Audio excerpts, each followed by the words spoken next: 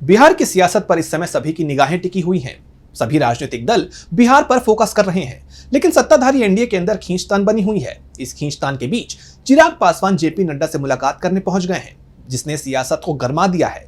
आखिर क्या है इस मुलाकात के मायने, जानने के लिए देखिए ये रिपोर्ट। बिहार विधानसभा चुनाव की तैयारियों ने अभी से राज्य का सियासी पारा गरमा दिया है, लेकिन सबसे ज्यादा निगाहें एनडीए के अंदर चल रही तनातनी पर टिकी हुई हैं। अभी कुछ दिन पहले चिराग पासवान के बयान ने सियासत को गरमा दिया था और अब खबर आ रही है कि चिराग पासवान ने जेपी नड्डा से मुलाकात की है। अब मुलाकात की इस तस्वीर ने चर्चा गरमा दी है। कयास है कि कहीं बीजेपी चिराग के साथ मिलकर नीतीश कुमार के खिलाफ कोई रणनीति तो नहीं बना रही है। कुछ दिन पहले ही चिराग पासवान की ओर से कहा गया था कि बिहार उन्हें पुकार रहा है। कहा जा रहा है कि चिराग पासवान के बयान को लेकर ही बीजेपी की ओर से उन्हें तलब किया गया था। बताया जा रहा है कि जेपी नड्डा ने उनके बयान पर उनसे विस्तार से बात कर कुछ जरूरी निर्देश भी दिए हैं।